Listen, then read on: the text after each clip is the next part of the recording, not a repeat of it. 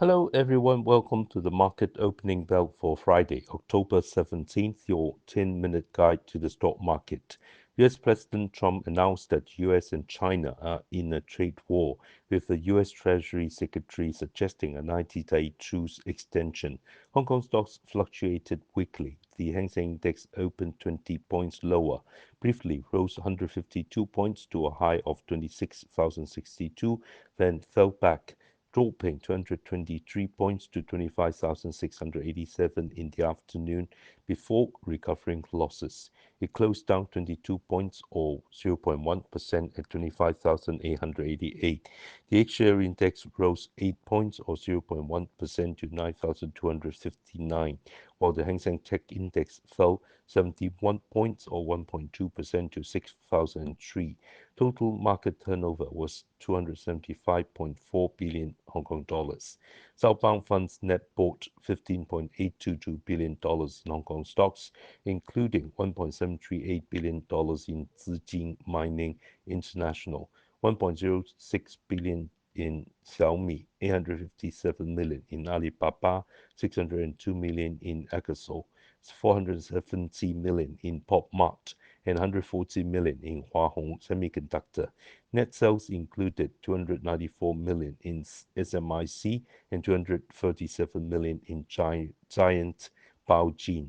Statistics show southbound funds have net bought Xiaomi for 9 consecutive days, totaling $6.988 billion, while selling SMIC for 6 consecutive days, totaling $7.523 billion. Technically, the Hang Seng Index faces resistance at 26,100, but finds support near 25,600. The market remains volatile in the short term, with resistance at 26,100 and 26,250, and major resistance as the 10-day and 20-day moving averages shift to 26,450. Support lies at 25,600, with the next support at 25,300 if breached. China's 3 major A-share indexes opened 0.3% to 0.6% lower, but later fluctuated. The Shanghai Composite Index closed up 4 points or 0.1% at 3,916. The Shenzhen Component Index fell 32 points or 0.3% to 13,086, while the Chinese index rose 11 points or 0.4% to 3,037. Total turnover in Shanghai and Shenzhen markets was 1.9292 trillion yuan. The renminbi US dollar central parity rate rose 27 points to 7.0968, the highest since October 15 last year. It's in smartphone market news. Omdia reported a 3% year-on-year decline in China's smartphone market in Q3 2025. Competition among major brands intensified, with shipment gaps narrowing. Vivo reclaimed the top spot with 11.8 million units shipped, down 9% year-on-year, holding an 18% market share.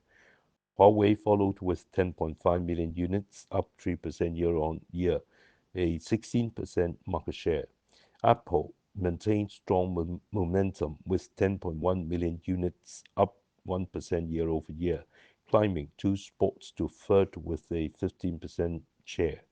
Xiaomi shipped 10 million units, down 2% year-over-year, ranking fourth with a 15% share, followed by Oppo with 9.9 million units. Omdia predicts mild growth in 2025 China smartphone shipments due to ongoing subsidy programs. Honor held its Magic 8 series and Magic OS 10 launch event on Wednesday night, unveiling the Magic 8 series starting at 4,499 yuan. Xiaomi Group President Lu Weibing announced on Weibo that the new Redmi K90 series will launch next week, marking the second chapter of Xiaomi's flagship product releases. He noted that the Xiaomi 17 series sold over 1 million units in 5 days, with Pro Max performing best, surpassing the 6,000 plus threshold. The K90 series introduces two changes: an earlier launch from November to October, and the introduction of a Pro Max version, Xiaomi's second this year. The K series aims higher, with no price or brand restrictions, even competing directly with Xiaomi's main line. Tmall's Double 11 event began at 8 p.m. on Wednesday. Media reported that within the first hour of pre-sales, 35 brands exceeded 100 million yuan in sales. 1,802 brands doubled their transactions, and both the number of brands exceeding 100 million yuan and active users surpassed last year. Alibaba's VP Vice President Zhang Kaifu said increased investments in AI and cloud infrastructure have balanced out in e-commerce, despite market concerns over heavy AI spending. In stock movements, Hong Kong Telecom fell over 4% after the US FCC potentially excluded it from US telecom networks. The FCC issued an order requesting reasons not to revoke its status due to its ties with China Unicom, previously banned in the US for national security reasons. Hong Kong Telecom is reviewing the FCC's October 15 order and will respond appropriately. If revoked, the impact is expected to be manageable, as international business, excluding Greater China, accounts for less than 7% of total for revenue, with the US market at about 1% and lower profit margins than local operations. However, market sentiment may continue to weigh on the stock due to uncertainty. Singapore's GIC filed a lawsuit in August in New York Southern District Court against NIO CEO Li Bin and former CFO Feng Wei, alleging materially false and misleading statements about NIO's relationship with affiliate Wei Neng, failing to disclose key business and financial facts, inflating NIO's securities value and causing GIC significant losses. NIO's stock fell over 13% to 47 Hong Kong dollars, closing at $49.28, down 9%. High-C Pharmaceutical, stock code 2637, that will list today, closed at 108.1 Hong Kong dollars in Philip Morris Grey Market yesterday, up 25.1% or $21.7 from its IPO price. Excluding fees, a 50 share lot yielded a paper profit of $1,085. US stocks opened high but closed lower amid concerns over bank bad loans, US China trade tensions, and US government shutdown fears.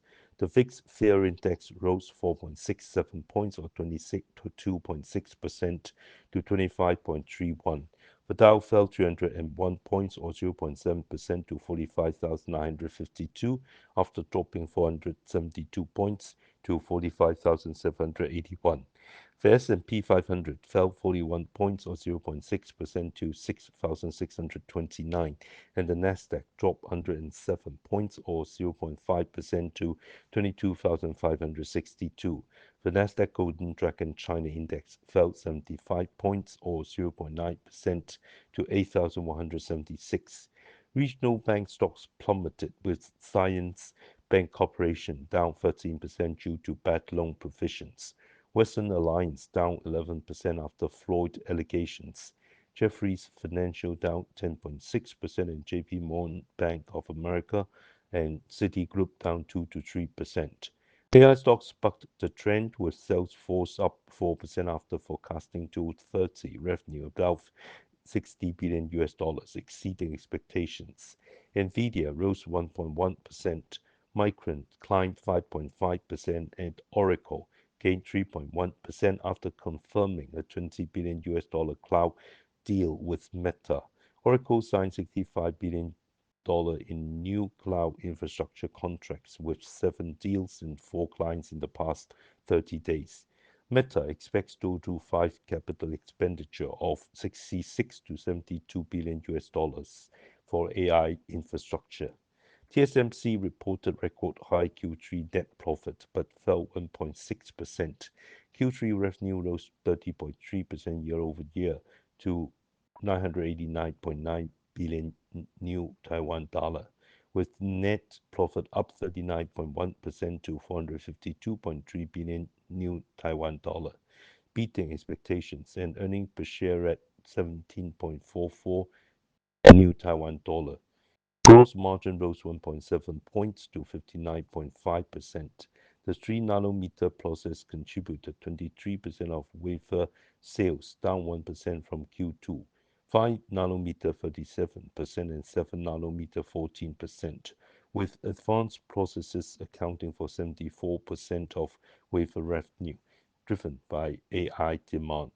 Big tech stocks were soft, with Tesla down 1.5% and Meta, Amazon, and Apple down less than 1%. The Philadelphia Fed Manufacturing Index fell to a 6-month low of minus 12.8 in October from 23.2 in September, well below the expected 10, signaling a sharp slowdown.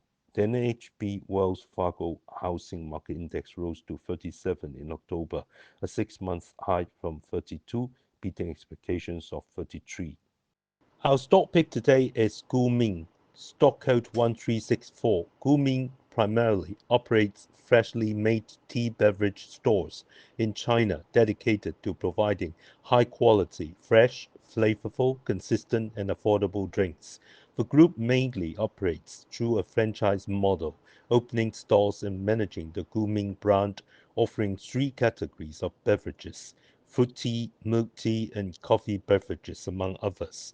As of June 30, 2025, the group's store network covered over 200 cities across various tiers in China, with a total of 11,179 stores, representing a 17.5% increase from 9,516 stores as of June 30, 2024. Among these, 9,049 stores were located in second-tier and lower-tier cities, accounting for 81% of the total store count, a 2 percentage point increase from the previous year. Additionally, the proportion of stores in rural towns, typically administrative areas far from city centers, grew from 39% last year to 43%, indicating the group's ability to further penetrate lower-tier markets in China. For the 6 months ended June 30, 2025, the group recorded revenue of 5.662 billion yuan, a significant year-on-year increase of 41.2%, driven by store network expansion and an increase in total GMV, gross merchandise value. Benefiting from effective product and marketing strategies, the group achieved a total GMV of 14.094 billion yuan, up 34.4%. Per store GMV was 1.37 million yuan, up 20.6%. Daily per store GMV was 7,600 yuan, up 22.6%. Per store cup sales reached 79,400 cups, up 16.6%, and daily per store cup sales averaged 439 cups, up 17.4%. In the first half of the year, profit attributable to shareholders was 1.625 billion yuan, soaring 121.5%. Adjusted profit was 1.085 billion yuan, up 42.4%, and the gross margin remained stable at 31.5%, compared to 31.6% in the same period last year. Looking ahead, the group will continue to expand its store network to strengthen its industry position. It believes that second-tier and lower-tier cities, as well as rural towns across various city tiers, represent a vast untapped market with significant potential. The group will also evaluate opportunities in provinces where it has not yet established a presence and in overseas markets. Additionally, it will continue to enhance technology to improve operational efficiency and strengthen supply chain capabilities, focusing on procurement, ingredient processing, and warehousing logistics. Furthermore, the group will sustain investment in product R&D to optimize and expand its product portfolio, Recommended buy price is 24 Hong Kong dollars, with a target price of $26.5 and a stop loss at $23. I do not hold the aforementioned stock.